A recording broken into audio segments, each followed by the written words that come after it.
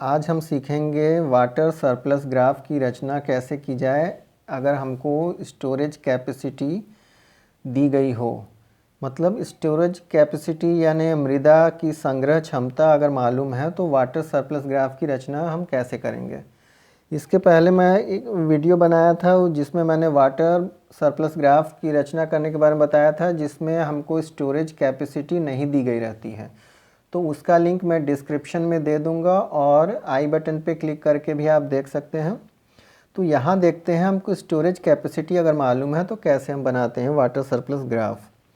तो सबसे पहले हम एक्स अक्ष पे हम दर्शाएंगे मंथ को, मतलब वर्ष के 12 महीनों को हम एक्स अक्ष पे दर्शाएंगे। तो इसके लिए मैंने लिया है 12 सेंटीमीटर की लाइन और उसके 12 बराबर भाग कर दिए हैं। तो यहाँ पे जनवरी से दिसंबर तक के मंथ मैंने यहाँ पे इसको मैंने यहाँ पे सिंबल उसका बना दिया है, उसका प्रतीक मतलब उसका कैपिटल लेटर में उसका पहला अक्षर लिख दिया। अब वाई अक्ष पे हम क्या करते हैं, हमको यहाँ पे दर्शाना है प्रेसिपिटेशन को यानी वर्षण को, मतलब कितनी वर्षा हुई है उस स्थान विशेष में। फिर है पीई पोटेंशियल इवेपो ट्रांसपिरेशन, मतलब संभाव्य वाष्पोत्सर्जन कितना है, मतलब जो वाष्पोत्सर्जन उस महीने में उस स्थान पर कितना हो सकता है, उसकी कैपेसिटी कितनी है, पीई कहते हैं उसे। और जो एक्चुअल इवेपो ट्रांसपिरेशन है, मतलब वास्तव में जो वाष्पोत्सर्जन हुआ है, वास्तविक वाष्पोत्सर्जन वो कितना है उस स्थान विशेष में, उस मंथ में, उस महीने में, साल के 12 महीनों में। इसको हम मिलीमीटर में इसको लेते हैं। तो मैंने यहाँ पे 15 सेंटीमीटर का स्केल लिया है और 15 बराबर भाग कर दिए हैं, क्योंकि मुझे 150 mm को दिखाना है। मतलब मेरा जो स्केल है 1 सेंटीमीटर 1 मिलीमीटर रेनफॉल को दर्शा रहा है। तो इसके लिए मैंने इसके 15 बराबर भाग कर दिए। 150 mm मैंने इसलिए लिया है क्योंकि मेरा जो मैक्सिमम जो वैल्यू है 143 mm है पीई का। अब आगे हम देखते हैं ये इंडेक्स है। इंडेक्स में ये ब्रोकन लाइन से, जैसे डॉट और ये बार और डॉट से, ये हम ब्रोकन लाइन में बनाया हूँ पी, ये है पी प्रेसिपिटेशन। उसके बाद है ये स्मूथ लाइन से, ये मैंने पीई बनाया है स्मूथ कर्व। तो ये उसके बाद ये एक्चुअल इवेपो ट्रांसपिरेशन के लिए मैंने ये ब्रोकन लाइन लिया है, डॉटेड लाइन है। तो ये तो हमारा ये हो गया तीनों वैल्यूज़। उसके बाद है वाटर डेफिसिट हम ज्ञात करते हैं, उसके लिए मैंने इस तरह से लाइन ये लिया है, शेडिंग किया है।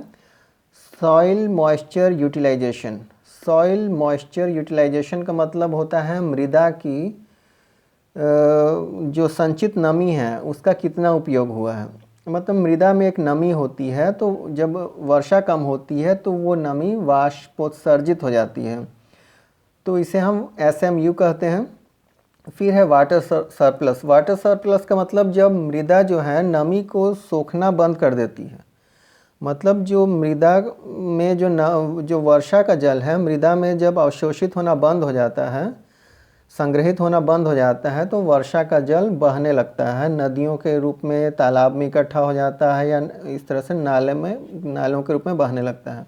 इसे वाटर सरप्लस कहते हैं, कितना जल हमारा उसमें से बहा है या बर्बाद हुआ है। फिर है सॉइल मॉइस्चर रिचार्ज, मतलब मृदा जो है नमी को रिचार्ज करती है, मृदा के द्वारा नमी का पुनः पूरण होता है।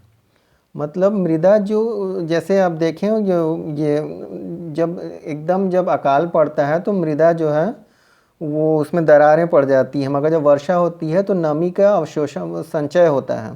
तो जब नमी को मृदा संचित कर लेती है उसके बाद वाटर सरप्लस आता है। मतलब ये जो जल है वो जब अधिक नहीं अवशोषण हो पाता है तो बहने लगता है, तो ये वाटर सरप्लस हुआ। ये सॉइल मॉइस्चर रिचार्ज, मतलब मृदा का रिचार्ज हो रहा है, नमी का पुनः पूरण हो रहा है।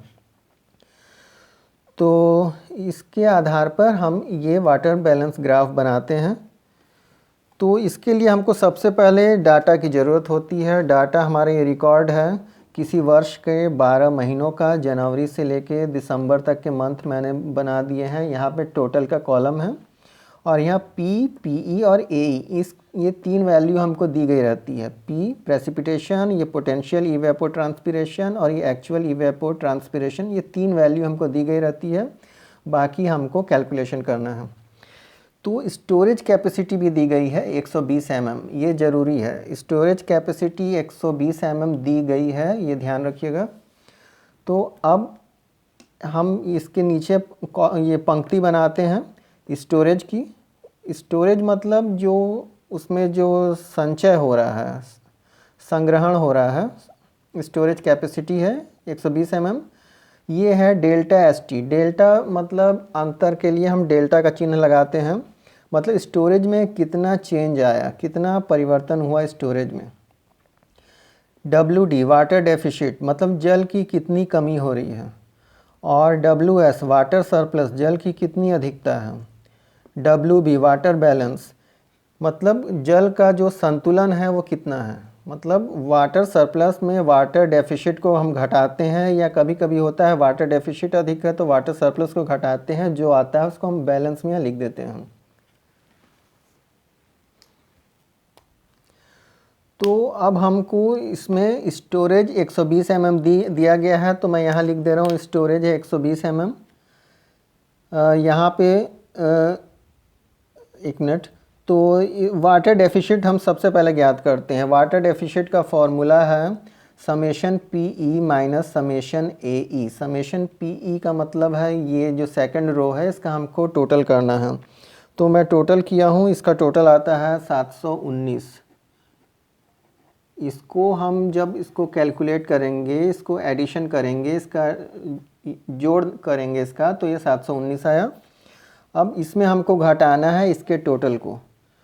तो AE का जो टोटल है समेशन AE, इसकी वैल्यू आई है 704, 704। इस लाइन को जोड़ने पे 704 आएगा। अब इसका भी टोटल हम कर लेते हैं। वर्षा कितनी हुई है, ये आया है 1059। आप इसका टोटल कीजिएगा, क्योंकि तब आपको पता चलेगा कि ये वास्तव में इतना आ रहा है कि नहीं। अब स्टोरेज 120 दिया गया है। स्टोरेज चेंज हमको पता करेंगे, लेकिन उसके लिए सबसे पहले हमको वाटर डेफिशिट निकालना होगा। वाटर डेफिशिट के लिए क्या करते हैं हम, समेशन PE में समेशन AE घटाते हैं। समेशन PE जो है हमारा 719 है, इसमें समेशन AE जो 704 घटा दिए, तो आया 19 में 4 घटाए 15। ये 15 जो है हम इसके टोटल में लिखेंगे। यहाँ पे 15 लिखना है, मगर अभी नहीं लिखते हैं, पहले हम देखेंगे हमारा कैलकुलेशन सही है कि नहीं। तो वाटर डेफिशिट में आप देख रहे हैं कि PE के टोटल में AE के टोटल घटाना है। तो अगर इस कॉलम की बात की जाए तो PE में हम AE घटाएंगे। PE हमारा है 0, उसमें AE घटाए तो ये आया 0, 0 में 0 घटाए 0, 10 में 10 घटाए 0, 56 में 56 0, 78 में 78 0, 121 में 119 घटाए 2, 137 में 131 घटाए 6, इसको ये 139 है, घटाएंगे तो आया 4, 107 में 104 घटाए 3, ये होगा 0, ये होगा 0, ये होगा 0। 2 6 8 4 12 3 15, इसका टोटल करेंगे। 2 6 8 4 12 3 15, ये 15 आ गया। अब देख रहे हैं ये बराबर है इसके। अब वाटर सरप्लस के लिए क्या करते हैं, समेशन P में समेशन AE घटाते हैं। समेशन P मतलब पहली लाइन का टोटल में आया है 1059, इसमें घटाएंगे समेशन AE, तीसरी लाइन का टोटल है 704, तो ये घटाने पर आएगा 355। 355 जो है मैं यहाँ लिखूँगा, मगर उसके पहले चेक कर लेते हैं। तो वाटर सरप्लस के लिए आप देखिए P में AE घटाना है, तो पहले कॉलम में हम क्या करेंगे, 76P है, इसमें AE घटा देंगे, तो ये 76 में 0 घटाया 76, 63 में 0 63, 81 में 10 घटाया 71, 97 में 56 घटाएंगे, ये होगा 41, 99 में 78 घटाया तो ये होगा 21, और 107 में 121 घटाएंगे तो ये तो संभव नहीं है, क्योंकि अगर वास्तव में देखा जाए आना चाहिए माइनस में, मगर हकीकत में होता नहीं है ना। अब ये वर्षा जो है उसमें वाष्पोत्सर्जन अधिक है, तो वाटर सरप्लस हो कैसे सकता है? मतलब जितना वर्षा हुआ उससे ज़्यादा वाष्पोत्सर्जन हो रहा है, तो यहाँ पे वाटर सरप्लस 0। यहाँ पे वर्षा कम है और वाष्पोत्सर्जन जो है यहाँ पे ये है, ए घटाते हैं, पी में ए घटाना है, तो 107 में 119 हम नहीं घटा सकते, क्योंकि वर्षा हुई 107 mm और उससे अधिक 119 mm वाष्पोत्सर्जन हुआ है। इसका मतलब ये वाटर सरप्लस यहाँ हो ही नहीं सकता। यहाँ तो फिर 110 वर्षा है और 131 जो है वाष्पोत्सर्जन है, तो वर्षा कम है, उससे अधिक वाष्पोत्सर्जन है, तो वाटर की अधिकता यहाँ पे बिल्कुल नहीं है। यहाँ पे 139 जो है वाष्पोत्सर्जन है और 121 ये है वर्षा है, वर्षा कम है, तो यहाँ वाटर सरप्लस नहीं हो सकता। यहाँ भी वर्षा कम है तो यहाँ वाटर सरप्लस नहीं होगा। यहाँ पे जो है ये वर्षा अधिक है, तो इसके लिए हमको कैलकुलेट करना पड़ेगा। पहले यहाँ पे हम देख लेते हैं। तो इसके लिए सबसे पहले हमको स्टोरेज देखना होगा। तो सबसे अच्छा होता है कि वाटर डेफिशिट के बाद हम डायरेक्ट स्टोरेज पे जाएं, क्योंकि वाटर सरप्लस हम बाद में भी लिख सकते हैं। तो सबसे पहले स्टोरेज देखते हैं। शुरू में तो 120 mm जो है मृदा की संग्रह क्षमता है। यह वर्षा अधिक है, कोई फ़र्क नहीं पड़ेगा। यहाँ पे भी वर्षा अधिक है तो संग्रह क्षमता पे असर नहीं पड़ेगा। इधर भी वर्षा अधिक है, संग्रह क्षमता वैसी ही रहेगी। वर्षा अधिक है, संग्रह क्षमता उतनी रहेगी। वर्षा यहाँ भी अधिक है, संग्रह क्षमता उतनी रहेगी। यहाँ पे वर्षा कम हो गई और वाष्पोत्सर्जन अधिक है। अंतर कितना का है? 119 में 107 घटाएंगे, 12 का डिफरेंस है, तो यहाँ पे हम लिख देंगे 12 का डिफरेंस -12। स्टोरेज चेंज हुआ -12। 120 में 12 घटाएंगे तो ये हुआ 108। अब यहाँ देखिए 131 जो है वाष्पोत्सर्जन है, 110 वर्षा हुई है, 21 का डिफरेंस है, यहाँ पे -21 लिख देंगे। स्टोरेज चेंज में स्टोरेज चेंज घटाएंगे तो 108 में 21 घटाएंगे, 21 घटाएंगे तो ये होगा 87, 87। अब यहाँ पे देखिए वाष्पोत्सर्जन है 139 और वर्षा जो है ये हम लेते हैं 139 वाष्पोत्सर्जन है, वर्षा है 121, तो डिफरेंस कितना हुआ? 9 में घटाए 8, 13 में 12 घटाए 1, 18 का डिफरेंस है, यहाँ -18 लिख देते हैं हम। 87 में 18 घटाएंगे तो आएगा 69, 69। यहाँ देखिए वर्षा कम है, वाष्पोत्सर्जन 104 है, 5 का डिफरेंस है, तो यहाँ -5 लिखेंगे। 69 में 5 घटाए 64। अब यहाँ पे वर्षा अधिक हो गई। जब वर्षा अधिक हुई तो इसका हम डिफरेंस लेंगे। 72 में 41 घटाए, 2 में 1 घटा 1, 7 में 4 घटाए 3, ये पॉजिटिव होगा क्योंकि वर्षा अधिक है। तो अब स्टोरेज चेंज में ये पॉजिटिव, ये जो स्टोरेज चेंज है पॉजिटिव, इसको जोड़ेंगे स्टोरेज में। 4 1 5 और 6 और 3 9, इसको हम जोड़ेंगे। ठीक, तो 4 और 1 5, 6 3 9। अब इसके बाद यहाँ पे देखिए 71 में 23 घटाएंगे तो ये होगा 48 होगा।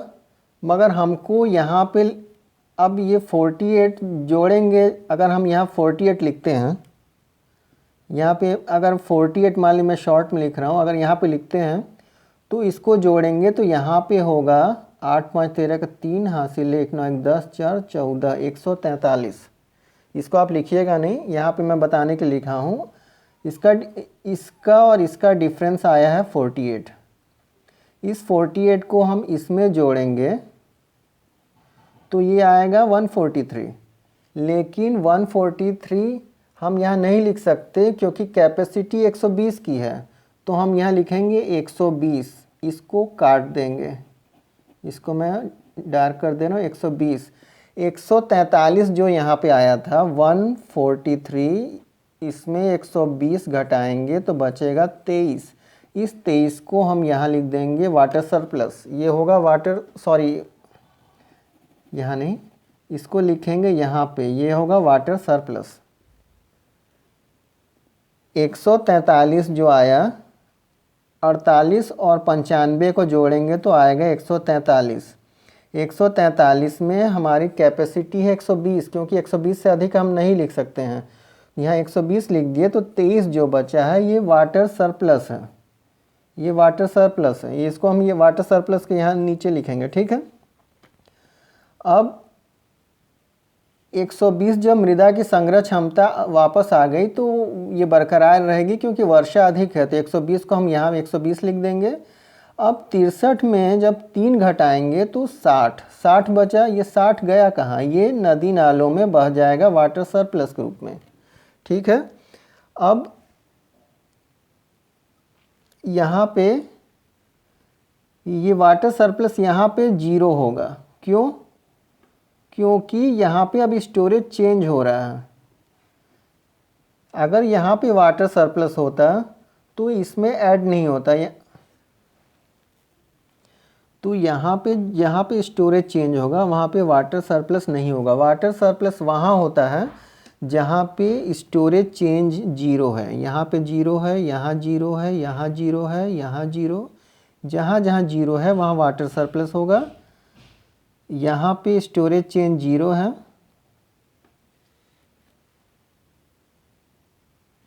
तो ये वाटर सरप्लस हुआ।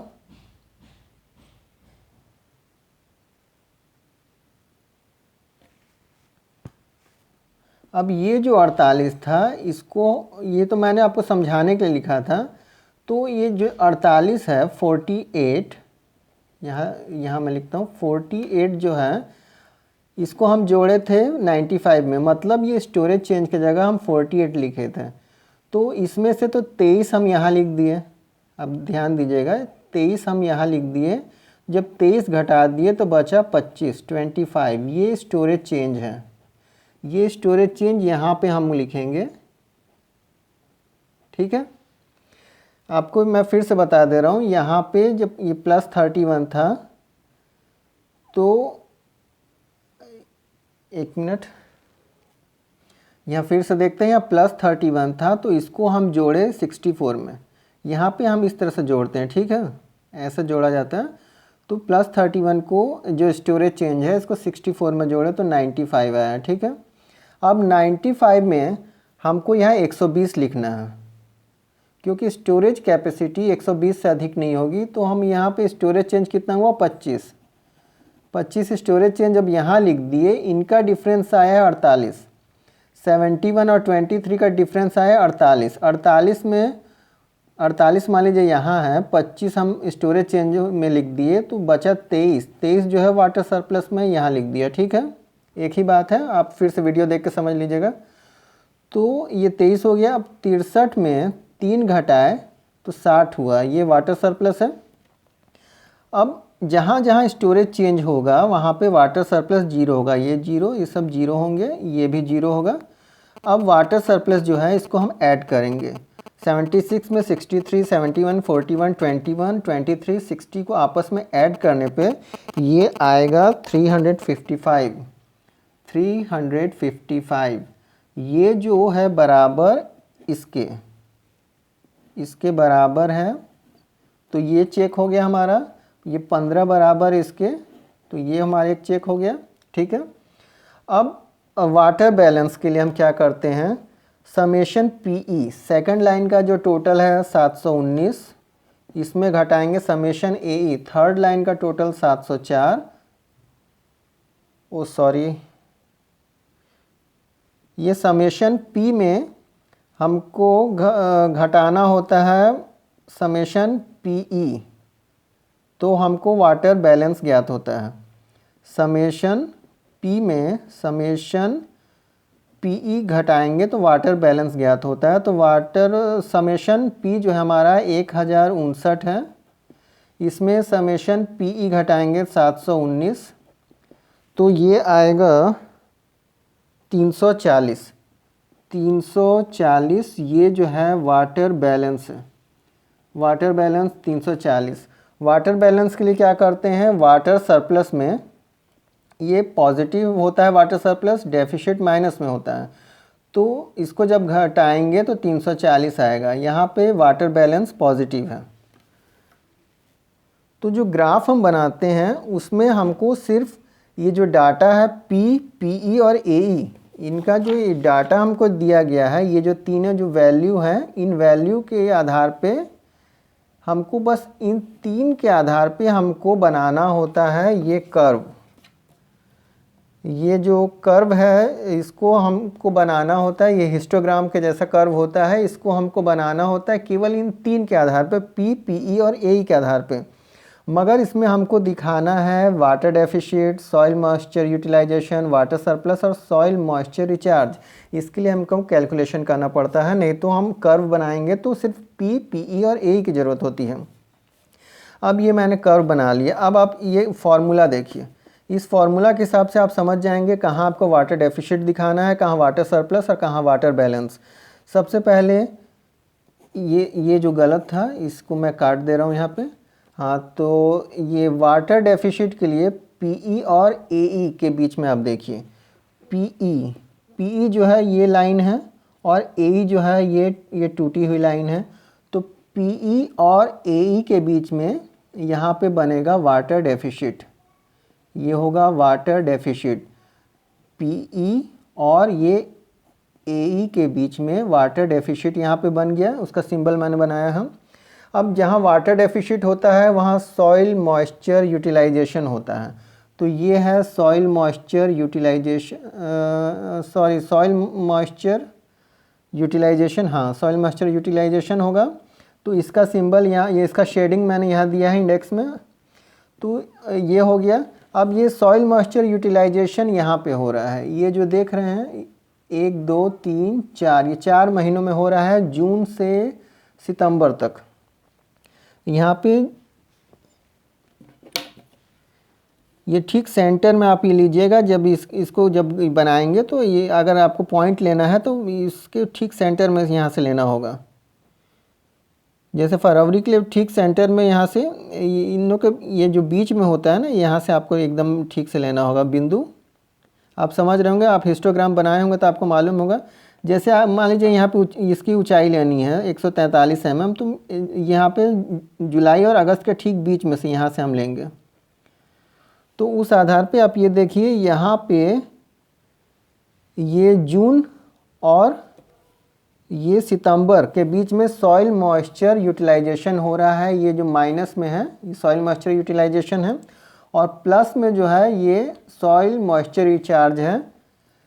ये हो रहा है अक्टूबर से नवंबर, अक्टूबर से नवंबर के बीच में सॉइल मॉइस्चर रिचार्ज है। तो यहाँ पे सॉइल मॉइस्चर रिचार्ज को हम डिवाइड करेंगे इस लाइन से। ये अक्टूबर यहाँ पे आया, यहाँ अक्टूबर और ये नवंबर के बीच में सॉइल मॉइस्चर रिचार्ज हो रहा है, इसको हम डिवाइड कर दिए। और यहाँ पे वाटर सरप्लस, वाटर सरप्लस ये हो रहा है यहाँ पे आप देखिए जनवरी से ये मई तक। तो ये जनवरी से ये मई तक ये वाटर सरप्लस हो गया, और यहाँ पे नवंबर से दिसंबर के बीच में, तो ये नवंबर से दिसंबर के बीच में ये वाटर सरप्लस हो गया। और ये जो 2 महीने जो हैं +31 और +25 अक्टूबर नवंबर, ये अक्टूबर नवंबर का ये हो गया सॉइल मॉइस्चर रिचार्ज। तो इस प्रकार ये हमारा ये कंप्लीट होता है वाटर बैलेंस ग्राफ। अगर आपको वीडियो अच्छा लगे तो लाइक कीजिएगा और चैनल को सब्सक्राइब करना मत भूलिएगा और वीडियो को शेयर कीजिएगा। धन्यवाद।